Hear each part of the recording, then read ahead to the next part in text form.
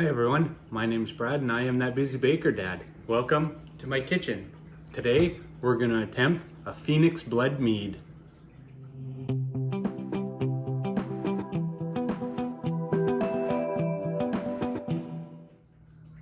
So what do we know about the Phoenix? And we're not talking about the ultra strong X-Men, we're pertaining to the actual legendary bird. Its tears are said to heal any ailment. Its feathers are said to bring the dead back to life. I hope that's not how the zombie apocalypse starts.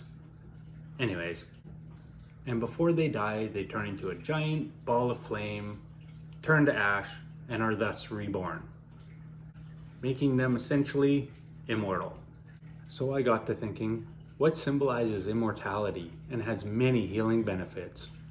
You guessed it, it's the cherry. Gotta take a lot of heat to turn into a giant ball of flame. So the blood of a phoenix probably has quite a bit of heat to it. What could we do to add some heat to our mead? That's right, enter the jalapeno. So my plan for this mead is to be sweet, but with some nice heat to it. Let's get to making it. Before we begin, I just want to say that everything has been cleaned and sanitized before, just so you all are all aware. Secondly, I also want to note that I am not a professional at this. I am kind of making this stuff up on the fly. It sounds great to me, so we're gonna do it. So if you have any questions or just some wise words of advice, please leave them down in the comments below and I'll get to them as soon as possible. Okay, so let's start with our honey. I decided I'm gonna do about 2.5 pounds of honey, just because I'm not sure how sweet or how much sugar the cherries are gonna add to this. So let's add 2.5 pounds of honey to our pail. As I said, everything has been clean and sanitized.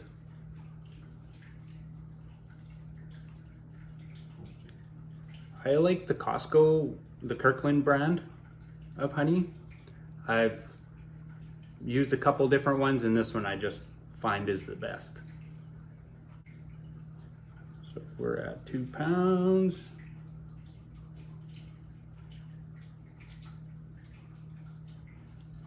And 8 ounces.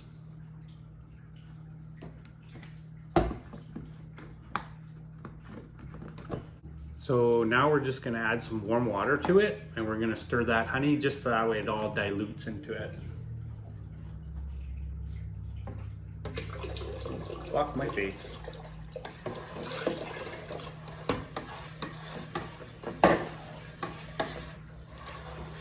Now, you only seen me pour 1 measuring cup full of water. I did 3 beforehand, so we have a gallon of water here.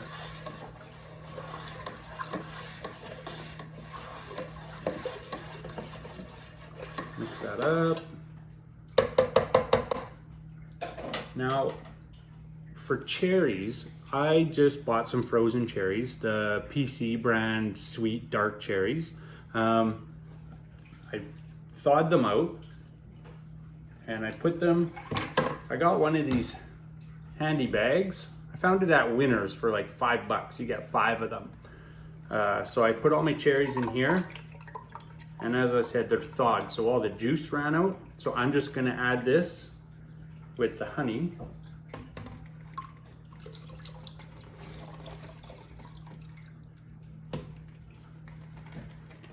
And I'll give that a stir as well.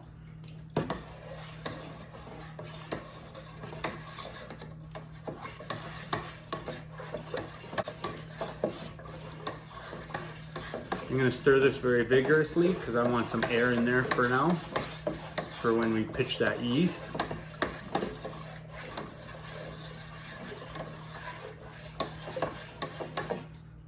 All right, now I'm gonna take a reading of this right now, just to see what we're sitting at for an original gravity.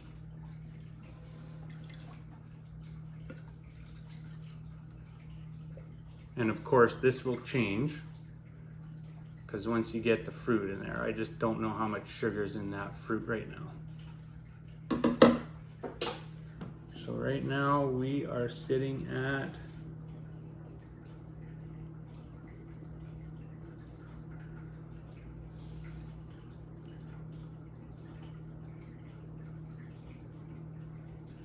1.074. Yeah. All right. So I'm just going to add this back.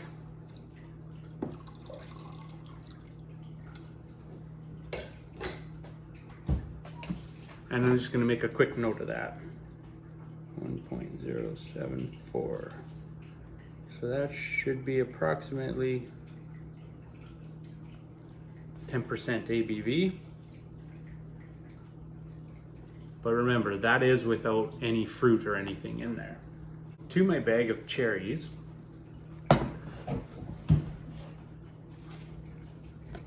we need to add our heat. I'm gonna do 2 jalapeños. I'm just gonna cut the tops off. And I'm simply just gonna slice them into quarters and then in halves again. So they're just little pieces. And I'm throwing seeds and everything in there because the seeds are where we're gonna get that heat. And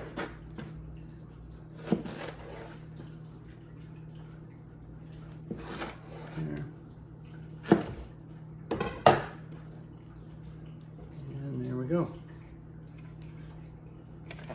I'm just gonna tie this up.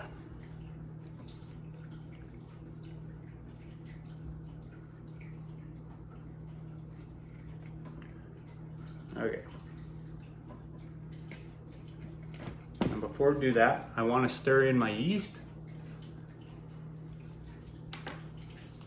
And we're going to go with half a packet.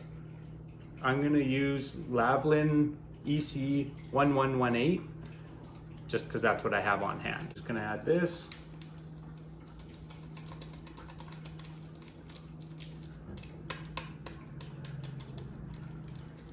All out of there. And we're gonna stir this real vigorously. As I said, the air will be good for the yeast to get started.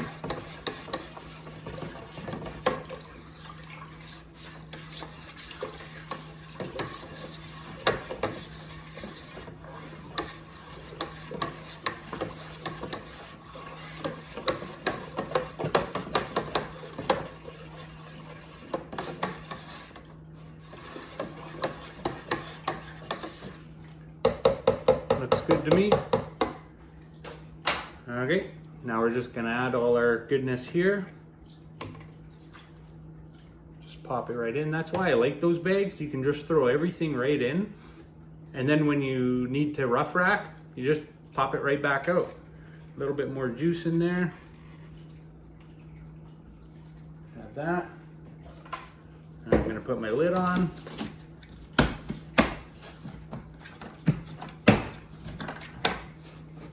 And I've got my prepared airlock. We're just gonna squeeze that in there.